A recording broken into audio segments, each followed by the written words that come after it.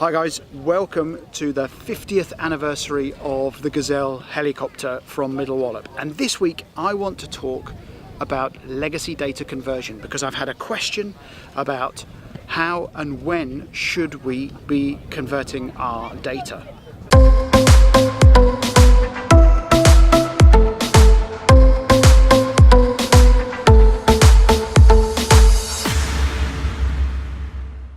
That's right guys, this week we are at Middle Wallop, it's an active air station here, and it's the 50th anniversary of the Gazelle helicopter. Now I used to service these when I was in the forces, and in fact here at Middle Wallop, over the back end there, is where I did my engineering training. It was the School of Aeronautical Engineering at the time, which is now relocated and it's now over at RAF Lyneham, or Lyneham it's called now, MOD Lyneham. But this is where I started my aircraft career. And what's really ironic and interesting is that the couple of aircraft that are out here are actually aircraft that I serviced when I was in active service at a station, and they're still in service today. And the manuals are exactly the same after 50 odd years. Now think about that from a maintenance effort perspective. Think about the manuals that existed 50 years ago and are still in service today, and how they're trying to still maintain those technical manuals.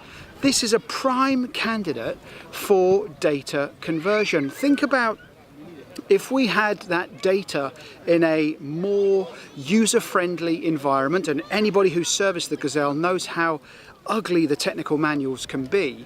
If we developed and produced and presented that information in a more efficient, modern and relevant way, imagine the maintenance time we could save.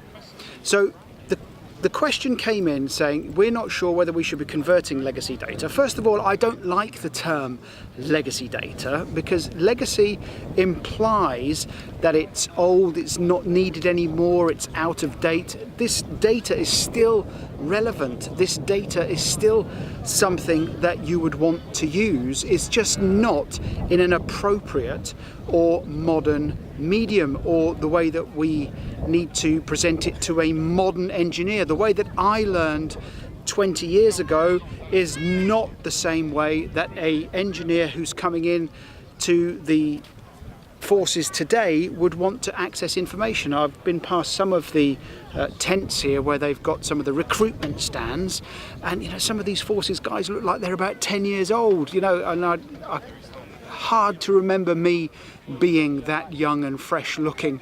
So anyway, legacy data conversion is something that is appropriate, especially if your platform like this one has been extended and continues to be extended way into the future. You will generate benefit from converting that legacy paper information to something that's far more appropriate, modern and useful and usable to an end user. One thing somebody said to me once was that I'm fine with converting all my data to electronic, but I need to have it proved to me that giving somebody an iPad or an interactive manual actually makes them more efficient. Now that's something we're trying to answer here at TDW with some studies that we have underway.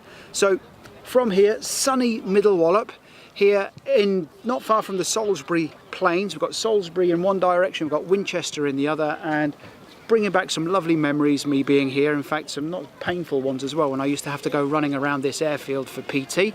But the Gazelle, it's done 50 years, and it's such a reliable piece of equipment, it could probably do another 50 years. And you know, there are organisations now that I know are extending the life even further of these platforms, and they are now questioning if they should be converting those old paper manuals to something that's a little bit more modern and appropriate. Anyway, from sunny Middle Wallop, I hope you found that useful, interesting, thought-provoking. Please do subscribe, or do buy a copy of our magazine, where we do put lots of articles like this together on the appropriate use of technology and converting information. Michael Ingledew, I'm going to go and get myself a cup of tea.